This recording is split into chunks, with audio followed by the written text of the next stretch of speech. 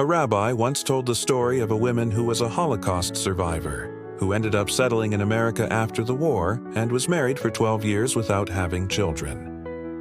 One day, she was sitting in a doctor's office in Manhattan, and the doctor, going over her charts, said to her, "Madam, please listen to me. Medically speaking, there is nothing we can do so you can have children. When hair will grow from my palm, that is when you will have a child." The woman left and boarded a bus. During the ride, she contemplated her life. She recalled the horrors she experienced as a young girl in Poland, when the family had a trapdoor beneath the dining room table and they would go and hide under the floor when the Nazis approached. She volunteered to be the one to close the door, put the carpet over it, and then hide on top of a piece of furniture. She would sit there, all curled up, and listen in terror as the Nazis searched the house, smashing furniture as they went from room to room. Time and time again, the family was saved. But finally, the Nazis noticed a soft spot on the floor, and they discovered the trap door. This young girl watched as the Nazis dragged her family away. She was the only one who survived the war. Once she got to America, she desperately wanted to begin a family. And now, after 12 long years, her hopes were shattered.